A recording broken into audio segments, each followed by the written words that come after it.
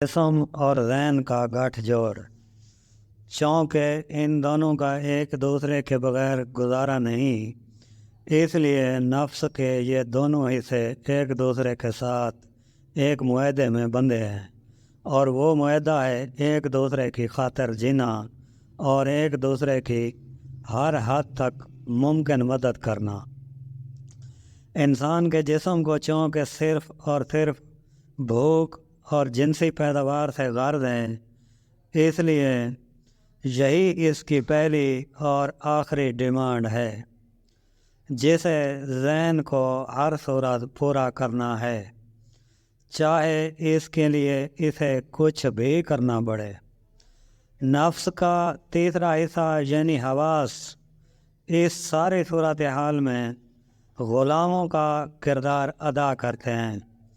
جسم کی ہر قسم کی بھوک دور کرنے کے لیے ذہن انسان کو، چاہے وہ مرد کا ہو یا عورت کا، دنیا داری کے عظیم جال میں خود اپنی مرضی سے پھنسنا پڑتا ہے۔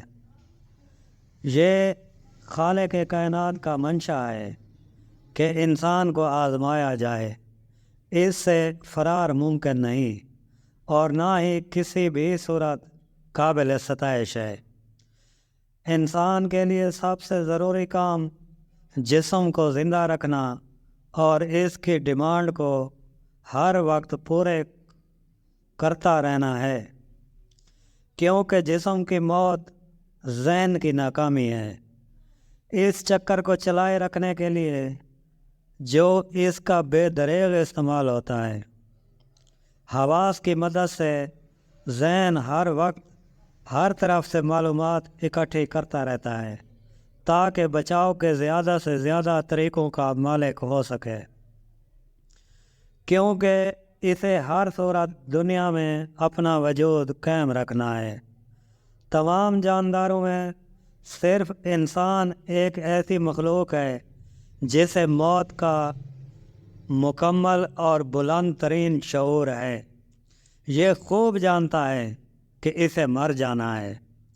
موت کا خوف اسے ہر وقت بے چین رکھتا ہے۔ یہ بے چینی جلد بازی کو پیدا کرتی ہے۔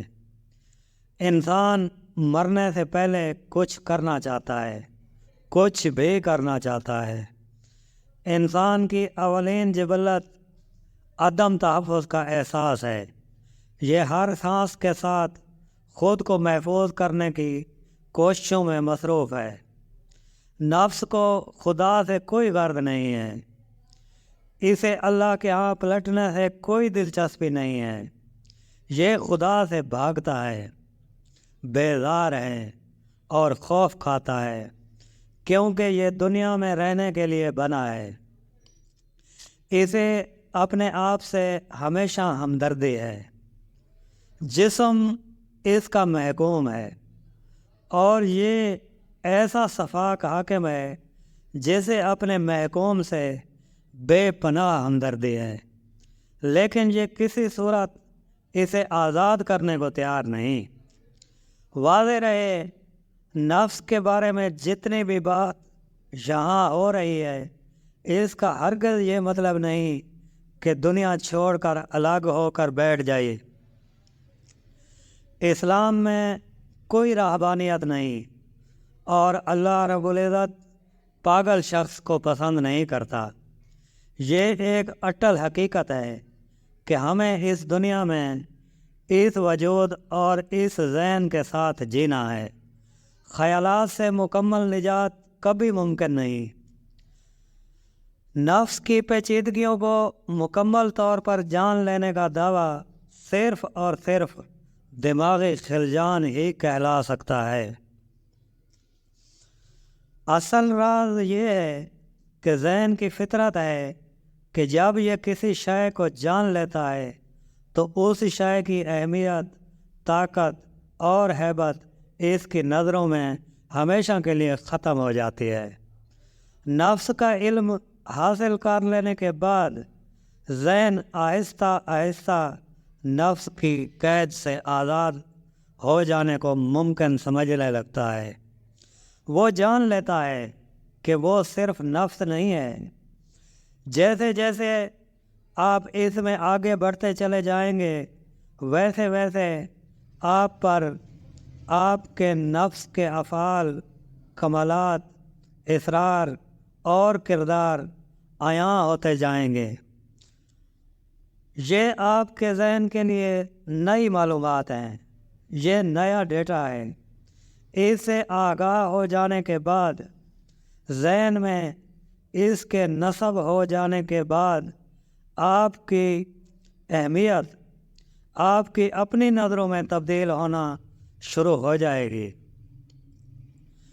آپ کے اور آپ کے نفس کے درمیان ایک فاصلہ پیدا ہو جائے گا۔ یہ فاصلہ پیدا ہو جانے سے آپ خود کو خود سے الگ ہو کر دیکھنے کے قابل ہوں گے، تو آپ کے اندر نفسیاتی ارتقاء کا آغاز ہو جائے گا۔ آپ جسے میں سمجھتے چلے آئے ہیں، آپ کو صاف نظر آنے لگے گا کہ یہ بہت بڑا دھوکہ ہے۔ خود ساختہ مسائل، نفس سے لا علمی کی وجہ سے پیدا ہونے والی نفسیاتی الجھنیں، دکھ درد اور قرب، حسد، غصہ، نفرت اور انتقام، حد سے زیادہ آگے بڑھنے کی مبالغہ آمیز خواہش، اس بات کا بے کراں دکھ کہ آپ کو کوئی نہیں سمجھتا، نہ ہی کوئی جانتا ہے کہ آپ کیا چاہتے ہیں، سب کچھ تحلیل ہونے لگے گا، اور دھیرے دھیرے پردے کے پیچھے سے ایک باوقار، سلجھا ہوا، اللہ کی رضا میں راضی اور اس کی دوستی کے مزاج میں گندا ہوا، ساری دنیا کے لیے سرتاپا محبت ایک نیا انسان نمودار ہونے لگے گا۔ نفس کی تربیت اسے اصل علم کی فراہمی سے ہی ممکن ہے۔ اسلام میں نفس کو مارا نہیں جاتا، بلکہ اسے اللہ کی راہ میں مسلمان کیا جاتا ہے، اپنا ساتھی بنایا جاتا ہے، سب سے وفادار اور مخلص ساتھی، جو بغیر علم کے ہمارا سب